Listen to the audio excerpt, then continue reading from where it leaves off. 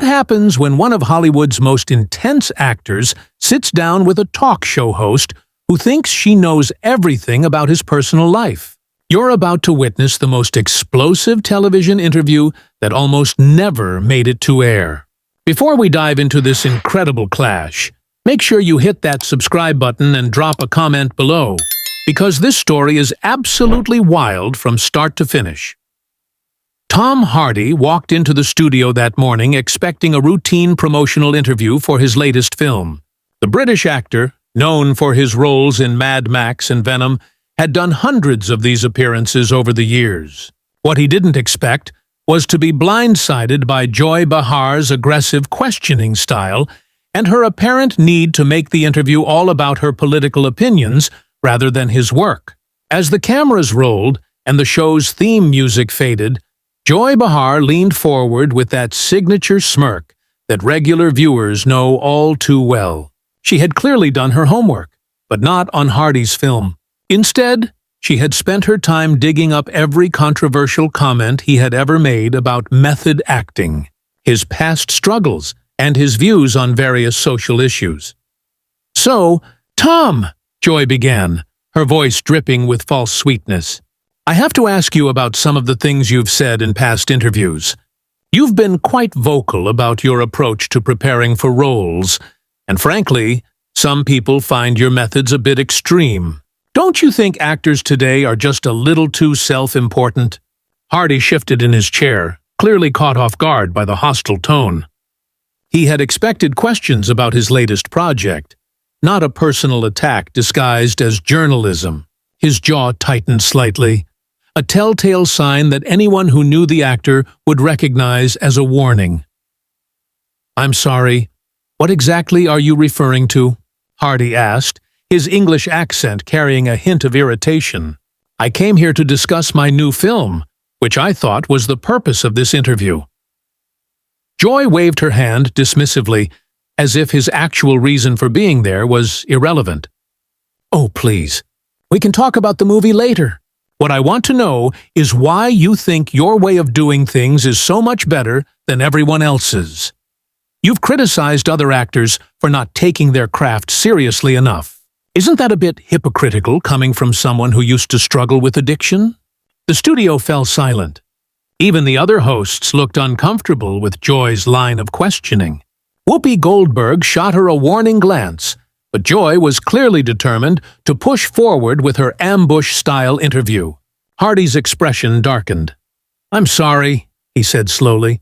"Are you seriously bringing up my personal struggles as some kind of gotcha moment? That's incredibly unprofessional, even for daytime television." "I'm just asking the questions our viewers want answered," Joy shot back, clearly enjoying the confrontation. "You put yourself out there as this serious actor, this method actor who goes to extremes. But you've had your own problems, haven't you? So who are you to judge others?"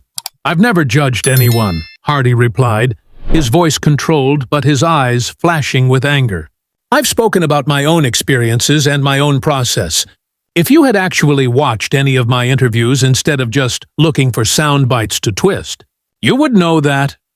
Joy leaned back in her chair with a satisfied smile, clearly thinking she had scored some kind of point. "Well, that's not how it came across to a lot of people. Maybe you need to think about how your words affect others before you speak." The irony of Joy Behar lecturing anyone about thinking before speaking was not lost on Hardy or the studio audience. Several people in the crowd could be heard murmuring their disapproval of her tactics. "You know what?" Hardy said, his voice getting slightly louder. "I think there's been a misunderstanding here. I was told this was going to be a conversation about my work, not a therapy session where you get to play amateur psychologist." "Oh, I'm sorry," Joy said with mock concern. "Did I hurt your feelings? I thought tough guys like you could handle a few hard questions." That comment clearly crossed a line. Hardy's composure, which had been hanging by a thread, finally snapped. "Tough guys? What exactly is that supposed to mean? Are you trying to goad me into some kind of reaction so you can have your little viral moment?" "I'm just having a conversation," Joy replied innocently, though her smirk suggested otherwise. If you can't handle normal questions, maybe you shouldn't be doing interviews. Normal questions? Hardy laughed bitterly. Is it normal to ambush your guests with personal attacks? Is it normal to completely ignore the reason they're here? Because if that's your definition of normal, then I think we have very different standards. The tension in the studio was now palpable. Camera operators were getting close-ups of both Hardy and Joy, sensing that something explosive was about to happen. The other hosts were clearly uncomfortable, with Sunny Hostin looking particularly concerned about where this was heading. Joy, however, seemed to be feeding off the conflict. "Look," she said, "I've been doing this show for years, and I've interviewed hundreds of celebrities. Most of them can handle a little pushback without getting all dramatic about it." Dramatic?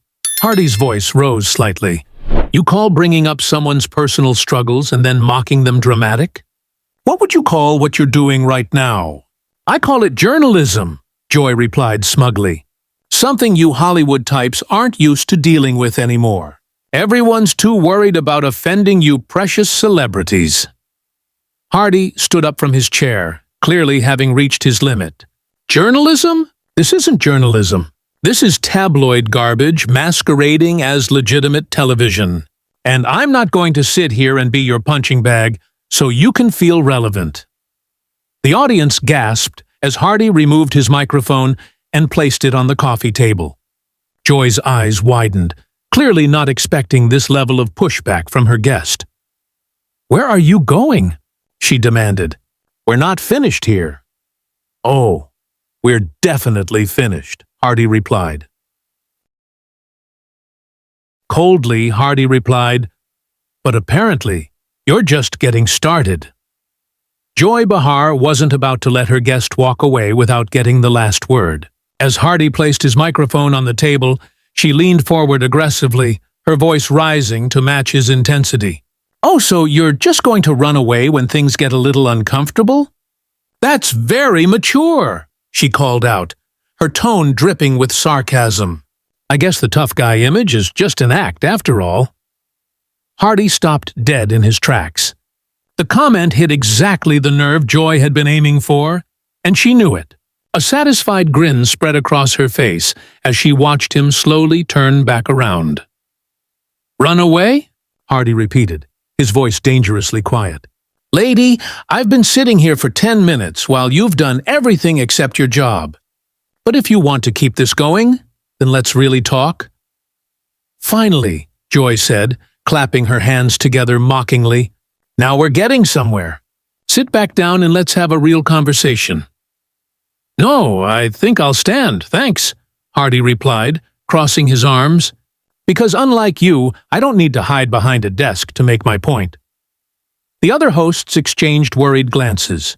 Whoopi Goldberg tried to intervene, clearing her throat loudly, but Joy waved her off dismissively. "You know what your problem is?" Joy continued, completely ignoring her co-host's obvious discomfort. "You think, because you play these tough characters on screen, you can intimidate people in real life? Well, newsflash, this isn't one of your movies. And you think because you have a microphone and a camera crew, you can say whatever you want without consequences," Hardy shot back. "But here's the thing about real life. It tends to humble people who think they're untouchable." "Is that a threat?" Joy asked, her eyes lighting up with excitement. She was clearly hoping to push Hardy into saying something that would make headlines for all the wrong reasons. "It's an observation," Hardy replied calmly. "You've spent this entire interview trying to provoke me, and when I finally respond, you act like you're the victim. It's pathetic." Joy's smile faltered for the first time. Being called pathetic on her own show was clearly not part of her plan. "Excuse me, did you just call me pathetic?" "If the shoe fits," Hardy said with a shrug. "You brought up my personal struggles, mocked my profession, questioned my character, and then acted surprised when I didn't just sit there and take it. What would you call that behavior?" "I call it doing my job," Joy snapped. her composure finally starting to crack. "Unlike some people, I don't get paid millions of dollars to pretend to be someone else. I deal with reality." "Reality?" Hardy laughed harshly. "Your reality is sitting behind that desk and tearing down people who actually create something meaningful. When's the last time you did anything that mattered beyond stirring up controversy for ratings?" The audience was completely silent now, hanging on every word of the exchange. Even the camera operators seemed transfixed by the verbal battle unfolding in front of them. Joy's face was turning red, a clear sign that Hardy had struck a nerve. "How dare you question what I do?" she snapped. "I've been in this business longer than you've been alive, kid. And what do you have to show for it?" Hardy pressed. "A career built on cheap shots and gotcha moments. At least when I pretend to be someone else, I'm honest about it." "You pompous British snob," Joy snarled, finally dropping all pretense of professionalism. "You come on my show and act like you're better than everyone else. Well, let me tell you something. Your accent doesn't make you smarter than the rest of us." Hardy raised an eyebrow, clearly amused by her outburst. "My accent? Really? That's what you're going with? I thought we were having an intellectual discussion about journalistic integrity, but apparently you'd rather focus on where I was born."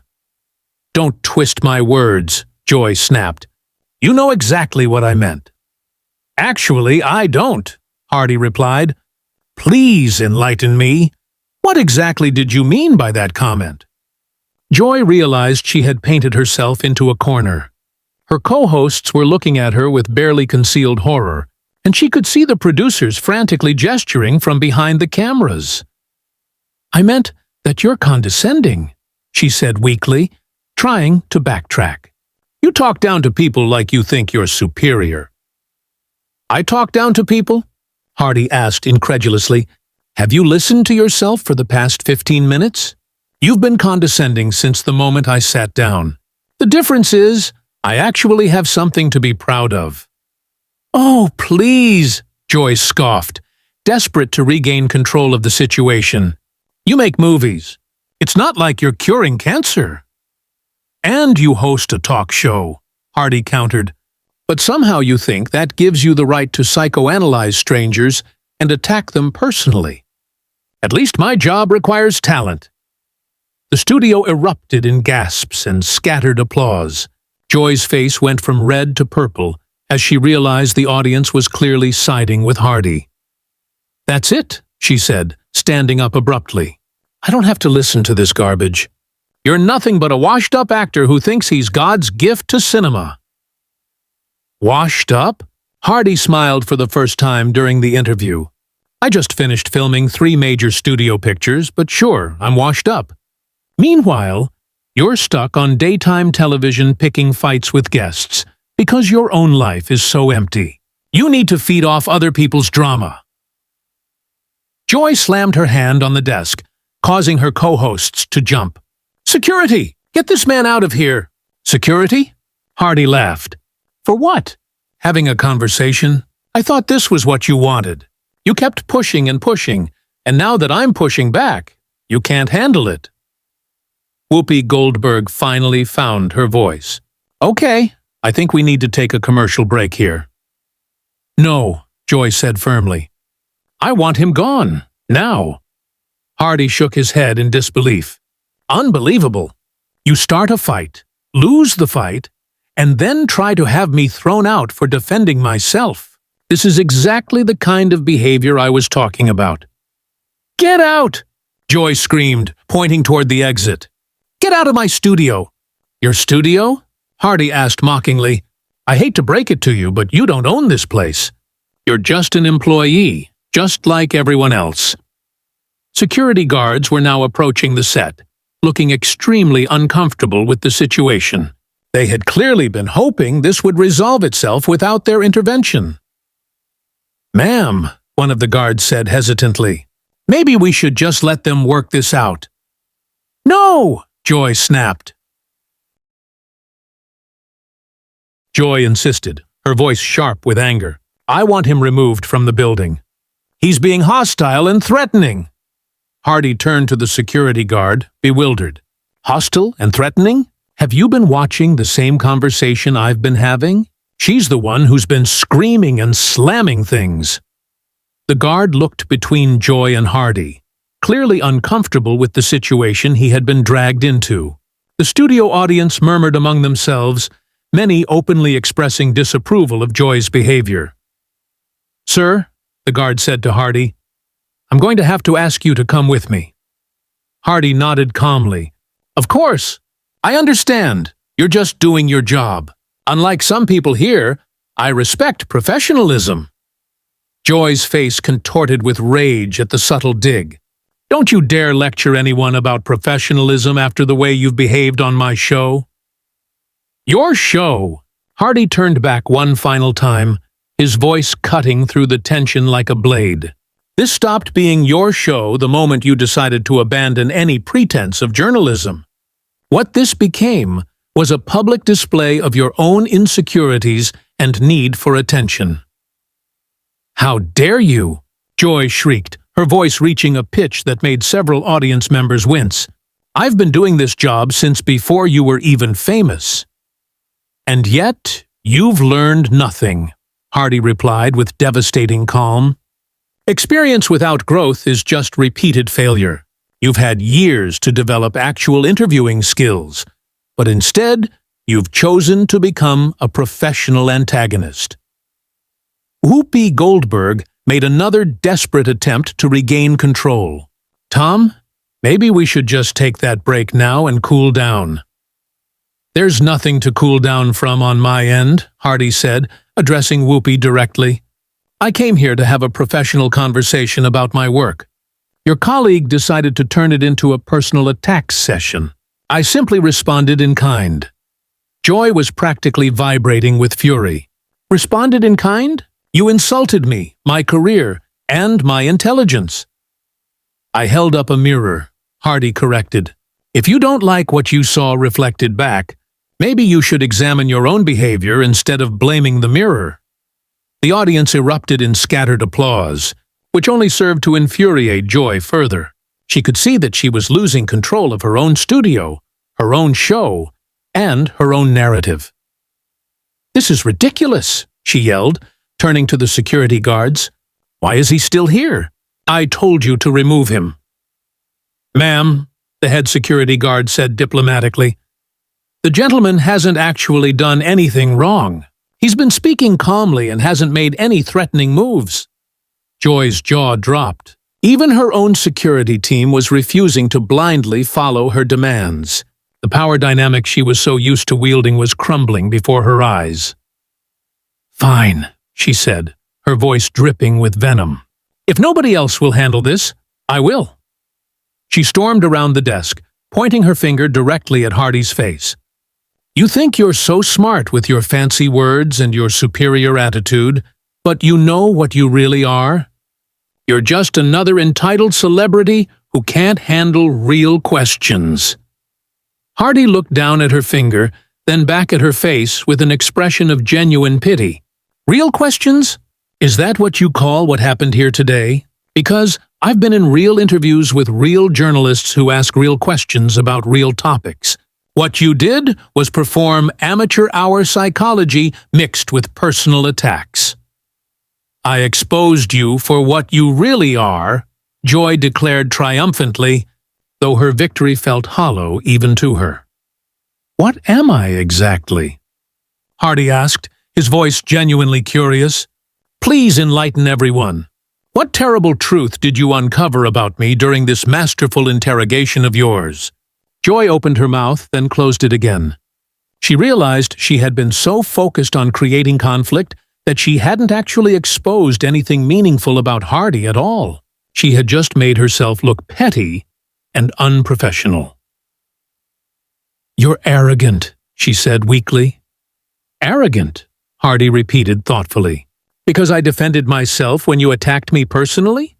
Because I refused to sit quietly while you tried to humiliate me on television? If standing up for yourself is arrogance, then I suppose I'm guilty as charged." The studio fell silent except for the sound of cameras continuing to roll. Everyone present knew they were witnessing something extraordinary, something that would be talked about for years to come. Sarah Haynes, who had been silent throughout the exchange, finally spoke. Maybe we should just end this segment and move on to our next topic. No, Joy said firmly. I'm not letting him get the last word. Hardy smiled sadly. This was never about getting the last word. This was supposed to be about having a conversation. But you turned it into a competition, and now you're upset that you're not winning. I am winning, Joy insisted, though her voice lacked conviction. Really? Hardy gestured around the studio. Look around. Look at your co-hosts' faces. Listen to your audience. Does this feel like winning to you? Joy glanced around and saw exactly what Hardy was describing. Her co-hosts looked embarrassed and uncomfortable. The audience was staring at her with expressions ranging from disappointment to outright disgust. Even the crew members were shaking their heads. This is my show, she said quietly, more to herself than to anyone else. It was your show, Hardy agreed gently, but shows are built on trust and respect between hosts and guests. When you break that trust, when you abandon that respect, you lose more than just one interview. You lose credibility. The security guard touched Hardy's arm lightly. Sir, I think it's time to go. Hardy nodded and began walking toward the exit.